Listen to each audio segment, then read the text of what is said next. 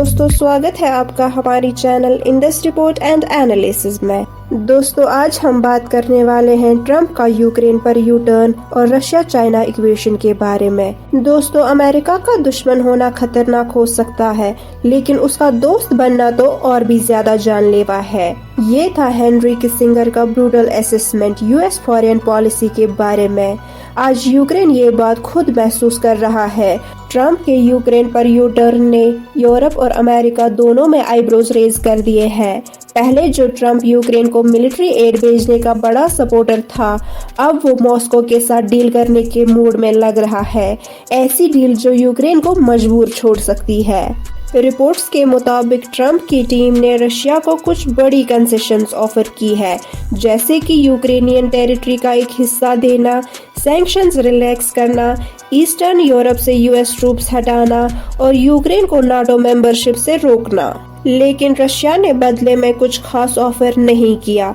ये सब देखकर ये सवाल उठता है, ट्रंप इतनी बड़ी छूट क्यों दे रहा है? क्या ये एक स्ट्रैटेजिक शिफ्ट है या सिर्फ एक रेकलेस डील मेकिंग? दोस्तों बात करते हैं ट्रंप की स्ट्रैटेजी के बारे में। रशिया को चाइना से अलग करना।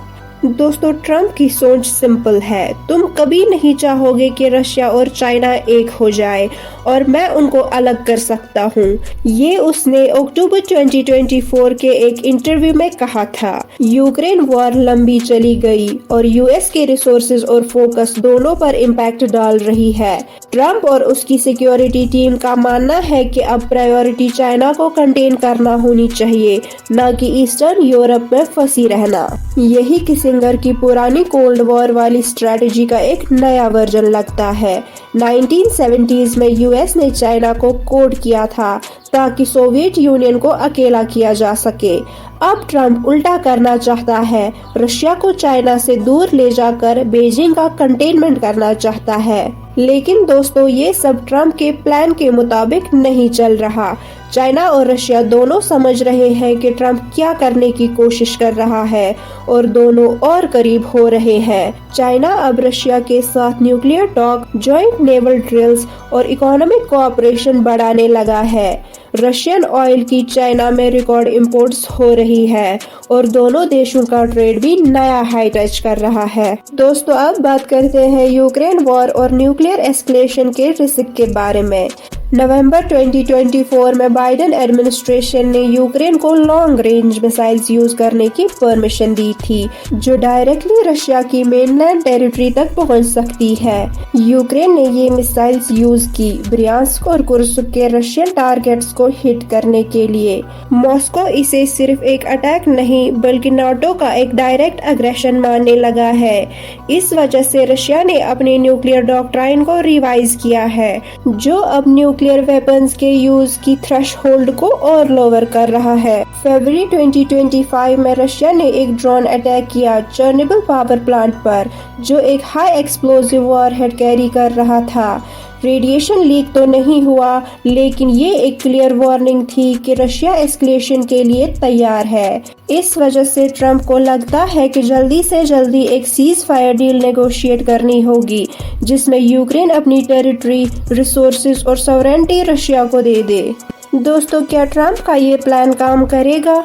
ट्रंप जो कर रहा है वो एक रिस्की गैम्बल है। वो रशिया को कन्विंस करने की कोशिश कर रहा है कि वो यूएस के साथ आए और चाइना से दूर हो। इसके लिए वो नाटो के ईस्टर्न यूरोप वाले ट्रूप्स विड्रॉ करने की बात कर रहे हैं और USAID जैसी डेमोक्रेसी प्रमोशन इंस्टीट्यूट्स को भी बंद करने की बात हो रही है, जो हिस्टोरिकली रशिया और चाइना के लिए एक हेडेक रही है। लेकिन रशिया के लिए ये डील कितनी अट्रैक्टिव है? मॉस्को अब चाइना पर हेवीली डिपेंडेंट है। 40% इंपोर्ट्स चाइना से आ रहे हैं और रशिया की इकोनॉमी सैंक्शंस की वजह से बीजिंग के सहारे चल रही है।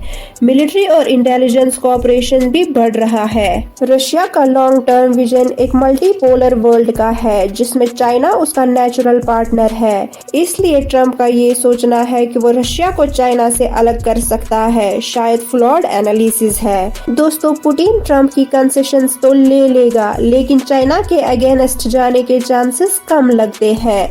सबसे बड़ा बड़ा फैक्टर ये भी है कि ट्रंप सिर्फ 2029 तक ही पावर में रहेगा, जबकि पुतिन का लॉन्ग टर्म प्लान 2030 के बाद भी पावर में रहने के हैं। दोस्तों, ये जियोपॉलिटिक्स है और यहाँ कोई दोस्ती हमेशा के लिए नहीं होती। ट्रंप एक बड़ी गेम ले रहा है, या तो एक नया वर्ल्ड ऑर्डर डिजाइन करेगा या फिर अमेरिका के लिए एक और डिप्लोमेटिक लॉस बन जाएगा। क्या ये मूव सक्सेसफुल होगा या बैकफायर करेगा, ये सिर्फ वक्त ही बता सकता है। जियोपॉलिटिक्स में भी जिंदगी की तरह सबसे बड़ा गुनाह होता है अपने आप को बिना किसी वजह के बर्बाद और धोखा देना।